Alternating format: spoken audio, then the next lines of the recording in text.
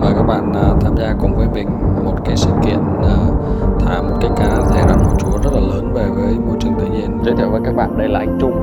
Anh Trung thì giúp đỡ mình rất là nhiều trong các cái lần tái thả, ví dụ như là lần tái thả con rắn hổ chúa 21 kg lần trước á. Hello các bạn, lại là mình với anh Trung đây. Nói chung lần tái thả động vật hoang dã nào thì hầu như là mình cũng mời anh Trung đi cùng cái đó. Thì mình thì ai cũng biết rồi đúng không? Anh Trung thì chắc mọi người ai cũng biết rồi đúng không?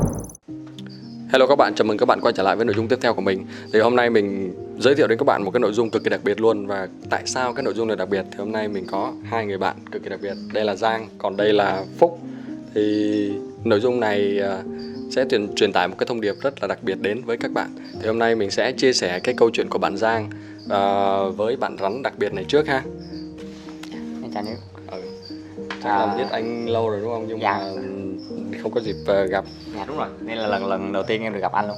Thì trước đây em cũng có theo dõi kênh của anh, sau rồi em cũng xem nhiều, rồi bắt đầu hâm mộ cái việc mà anh làm đó. Xong rồi hôm nay mới có dịp là em xuống gặp làm anh. việc cùng với anh. Dạ, cũng may là nhờ bạn rắn này. Thông qua bạn rắn này thông đúng qua không? bạn rắn này là anh em mới được gặp nhau đấy. Tại vì là chia sẻ với mọi người là hôm trước thì ở nhà bạn Giang có ba bạn Giang và các cái chú mà ở gần nhà đó bắt được một bạn rắn hổ chúa rất là to luôn.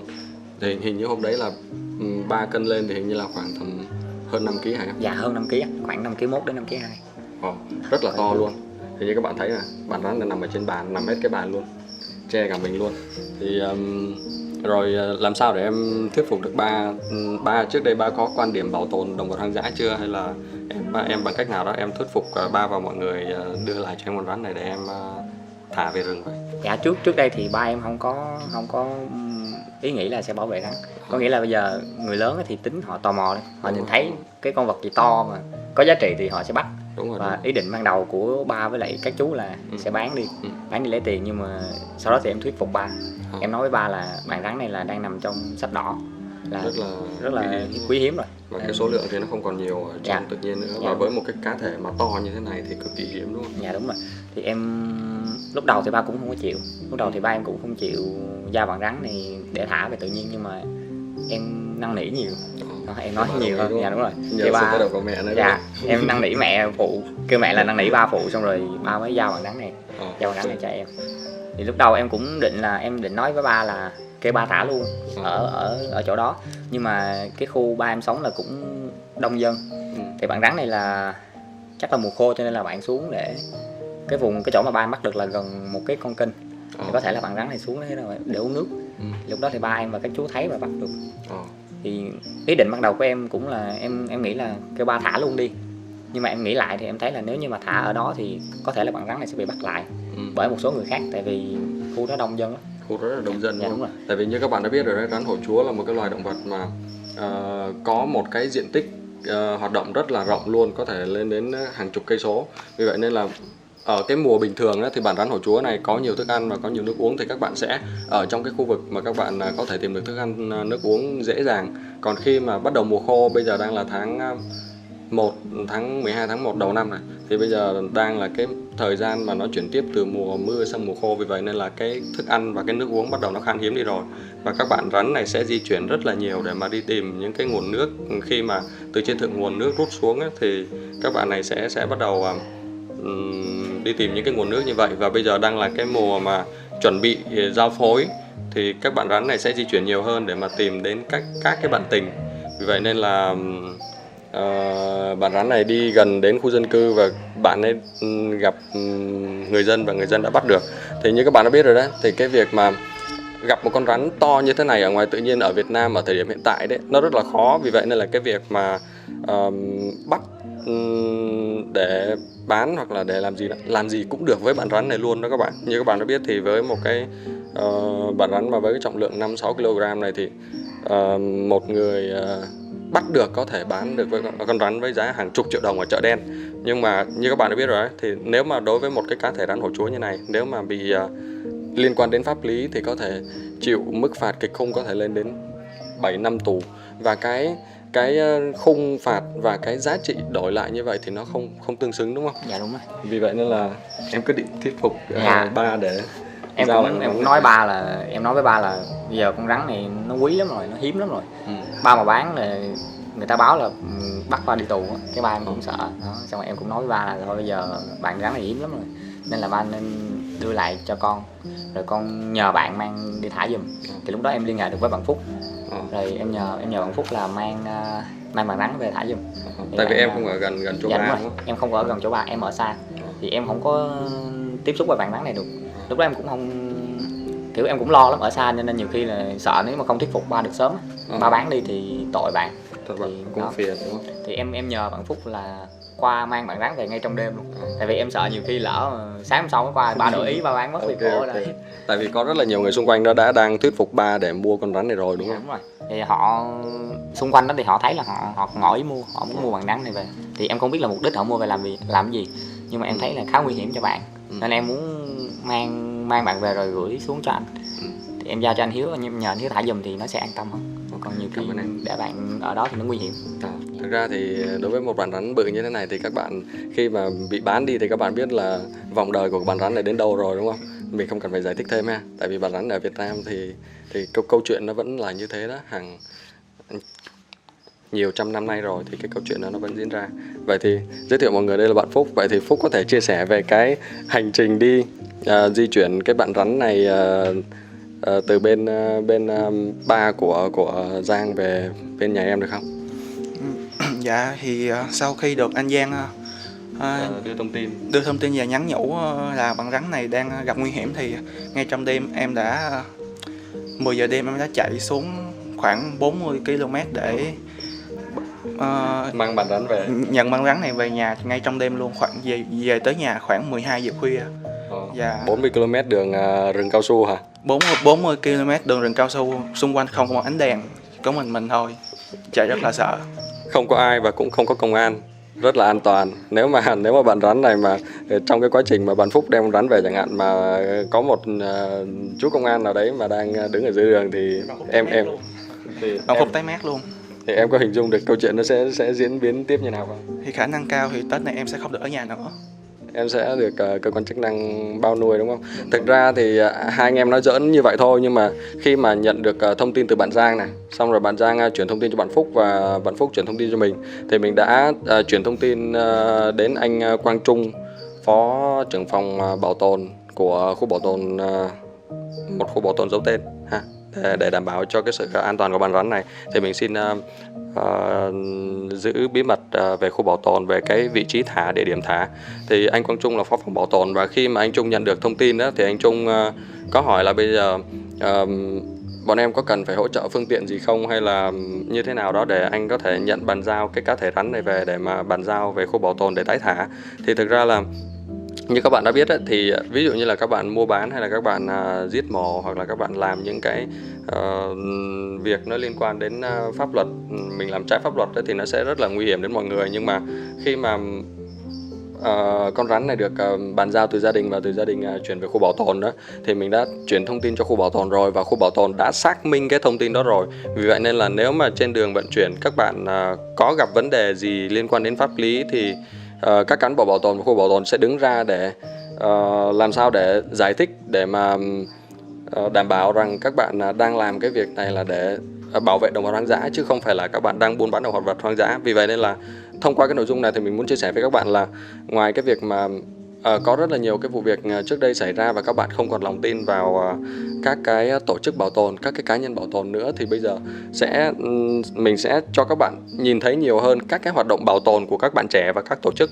Thì bạn rắn này sẽ từ người dân bắt được, và có thể bạn ấy sẽ bị ngâm rượu hoặc là bị giết mổ hoặc là vào nhà hàng. Thì bây giờ bạn rắn này sẽ được quay trở về với ngôi nhà tự nhiên của chúng. Vậy thì anh cũng cảm ơn Giang đã tạo điều kiện để anh có thể giúp em để mà thả cái bạn rắn này về với môi trường tự nhiên của bạn ấy. Và cảm ơn Phúc đã bất chấp nguy hiểm, đường xá xa xôi 40 cây đi đường rừng để mà chuyển bạn rắn này về đây. Thì bây giờ thì mình đang ở nhà của mình. Thì sáng mai mình sẽ bắt đầu di chuyển và đem bạn rắn này vào trong rừng để mà tái thả. Thì bây giờ mình sẽ chuyển bạn rắn này từ cái bao lưới này sang cái bao vải chuyên dụng. Vì nếu mà đựng ở trong cái bao lưới này, bạn rắn sẽ bị xước, vì cái bao lưới này nó an toàn cho người nhưng mà nó lại không tốt cho bạn rắn. Vì vậy nên là mình sẽ chuyển bạn ấy sang một cái túi khác để bạn ấy không có bị stress nữa, tại vì cái túi này nó rất là trong. Chuyển sang một cái túi tối màu hơn và bạn ấy có thể nghỉ ngơi từ bây giờ cho đến sáng mai để mình có thể di chuyển vào khu bảo tồn để thả.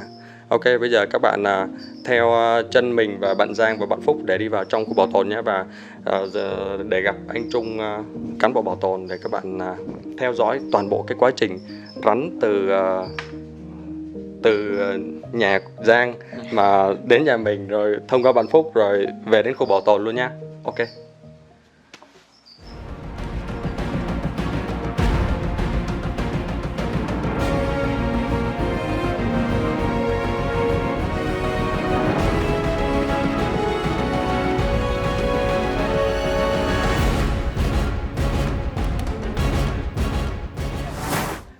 Hello các bạn, chào mừng các bạn quay trở lại với nội dung tiếp theo của mình. Mình thì ai cũng biết rồi đúng không? Anh Trung thì chắc mọi người ai cũng biết rồi đúng không? Mình gặp anh Trung riết mà mình chán luôn, anh Trung khó tính lắm. Khi nào mà các bạn gặp anh Trung ở ngoài các bạn sẽ thấy anh Trung khó tính cực kỳ luôn. Như lúc nãy ở nhà mình có nói về cái nội dung hôm nay, đặc biệt hôm nay này. Thì hôm nay mình sẽ đi thả cái bạn rắn hổ chúa này, và bây giờ là cái phần việc mà không liên quan gì đến mình cả, mình chỉ là trung gian thôi. Thì con rắn này là của bạn Giang bàn giao về khu bảo tồn. Bây giờ anh Trung là đại diện của khu bảo tồn. Bây giờ em muốn nói gì với anh Trung hay là em muốn bàn giao như thế nào thì em trao đổi trực tiếp với anh Trung đi. Thì anh giúp em đến đây thôi. Dạ rồi. Trước tiên thì em xin cảm ơn anh Trung. Thì anh Trung đã nhận bàn giao bạn rắn này và tự nhiên và rồi em hy vọng là thời gian tới bạn rắn này sẽ có một cái môi trường sống tốt hơn và ít gặp nguy hiểm hơn so với thời gian trước mà ở gần khu dân cư. Ok. Đầu tiên thì thay mặt cho khu bảo tồn cũng như là những người làm liên quan công tác bảo tồn thì rất hoan nghênh những tinh thần mà các bạn cứu hộ những loài động vật hoang dã để mang về tái thả môi trường tự nhiên, với mục đích là giúp nó quay về môi trường tự nhiên, là có cuộc sống vốn thuộc về nó. Và đặc biệt ở khu bảo tồn thì hiện tại đang đánh giá là cái công tác quản lý khá tốt và an toàn cho các loài động vật. Thì cùng qua đây thì mong muốn là kêu gọi các bạn là chúng ta hãy đối xử tốt, thân thiện hơn với các loài động vật hoang dã và nên để cho nó có môi trường sống tự nhiên và cho nó về nhà của chúng thôi. Đặc biệt là các loại động vật có độc hay. Đúng rồi. Nói chung là đừng thấy độc mà làm tổn thương đến nó thôi. Dạ. Thì các bạn hay hỏi là tại sao lại thả rắn độc về với rừng, thì mọi người có hiểu sai cái góc độ nào ở đây không anh? Thường mọi người hay quan điểm là mình thả vô rừng các loại rắn độc thì có thể là ảnh hưởng đến những người đi vào rừng, rồi cắn người đi này khác. Thì nói thực chất ra về quan điểm của các nhà bảo tồn thì tất cả mọi sinh vật nó bình đẳng với nhau và nó có môi trường sống riêng. Và về quan điểm của chúng tôi khi làm bảo tồn nó là cứ bảo vệ chúng thì chúng không bao giờ phản lại mình. Nó sẽ luôn là một cái mối thân thiện, liên kết và gắn chặt với nhau. Còn nếu như mà những trường hợp mà bị rắn độc cắn hay gì đó trong này thì trước giờ ở trong khu bảo tồn rất ít xảy ra. Và nếu xảy ra thì chủ yếu là những trường hợp mà người ta vào rừng làm những cái việc mà nó không có đúng với cái công tác bảo tồn thôi. Tại vì là thường ấy, nếu mà các bạn vào khu bảo tồn hay vườn quốc gia thì các bạn sẽ phải thông qua chủ rừng. Chủ rừng ở đây không phải là chủ của cái khu rừng đấy mà là đơn vị mà bảo vệ. Gọi chủ rừng ở đây á, mình hiểu theo lâm nghiệp gọi là những người được nhà nước giao cho quản lý, bảo vệ những cái diện tích rừng còn lại của một đơn vị nào đó trên địa bàn tỉnh hoặc là địa bàn quốc gia. Thì đó, thành ra là khi mà các bạn vào rừng ấy, nếu mà các bạn không thông qua chủ rừng ấy, thì đó đã là không đúng rồi, vi phạm pháp luật rồi. Như bắt đầu từ năm ngoái anh nhỉ, thì bây giờ nếu mà tự ý mà đi vào trong rừng, nếu mà không có chức năng nhiệm vụ thì đã bắt đầu bị xử phạt hành chính rồi anh nhỉ? Cái này thì nó liên quan không phải từ năm ngoái mà luật lâm nghiệp nó đã ban hành từ lâu rồi. Đây là những khu rừng đặc dụng thì chỉ có những người được phép và có sự đồng ý của các cơ quan quản lý mới được vào. Còn tất cả những người dân không có nhiệm vụ liên quan mà vào những khu rừng đặc dụng là vi phạm pháp luật rồi.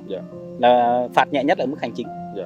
Thì như các bạn thấy rồi đó, nên là các bạn đừng có đặt những cái câu hỏi ví dụ như là tại sao lại thả những cái loài có độc, có nguy hiểm đến loài người như vậy vào trong rừng ha.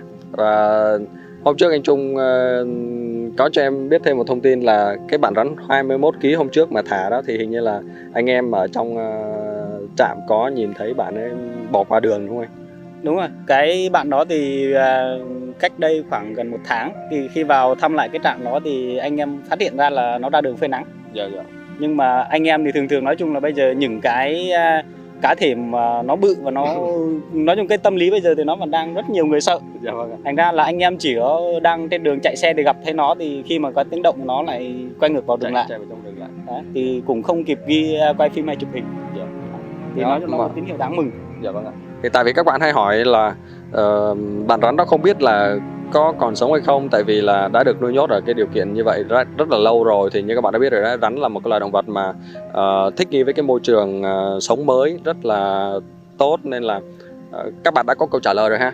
Còn đây là Phúc thì đã bất chấp nguy hiểm đường xá xa xôi để sang bên chỗ Giang, tại vì Giang không có làm việc trực tiếp ở chỗ mà có con rắn đó anh. Xong rồi Phúc đi sang để mà chuyển bạn rắn nó về. Thì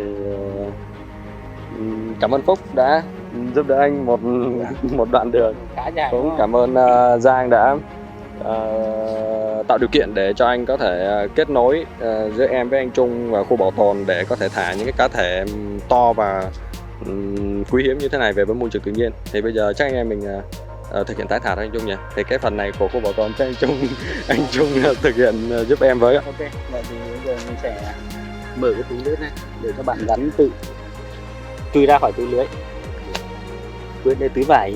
Túi vải ạ. Tại vì hôm qua thì đựng ở trong túi lưới nên bạn này hơi xước cái mặt một chút xíu. Còn em kiểm tra sơ bộ bên ngoài thì về tình trạng sức khỏe thì tốt hết anh. Tại vì là cái lúc mà bắt bạn này thì cũng bắt nhẹ nhàng lắm, không có đến nỗi mạnh lắm anh, tức là không dùng biện pháp cưỡng chế mạnh quá. Anh kiểm tra sơ bộ lại một lần nữa anh nhé.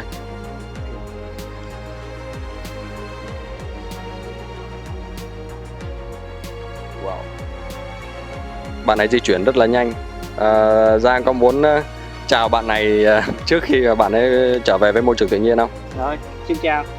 Bye bye, hy vọng là bạn rắn này sẽ có một cái môi trường mới tốt hơn. Thì chúc bạn là về nhà mới có nhiều sức khỏe. Đó, có bạn Giang nên mới được về với môi trường tự nhiên, chứ nếu mà vào tay của một ai đó mà có thói quen sử dụng động vật hoang dã thì câu chuyện nó sẽ khác đi rất là nhiều. Thì thường là bạn rắn này vòng đời sẽ ngắn lại.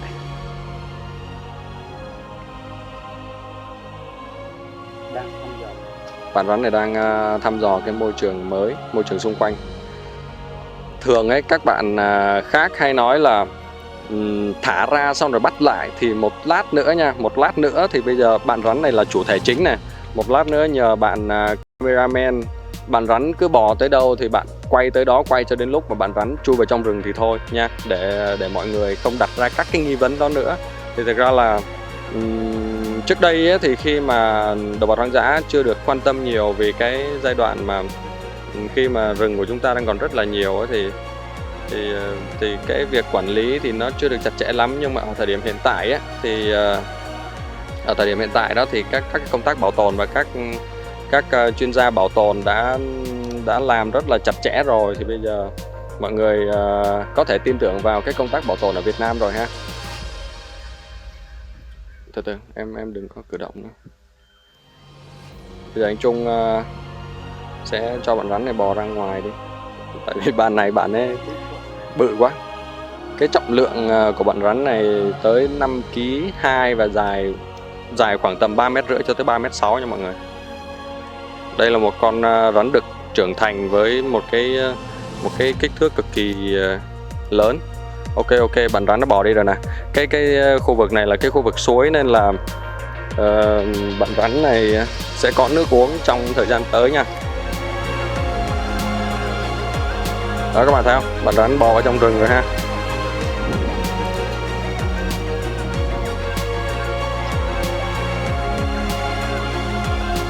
Như các bạn đã thấy thì bạn rắn đã quay về với ngôi nhà mới, quay về với môi trường tự nhiên của chúng.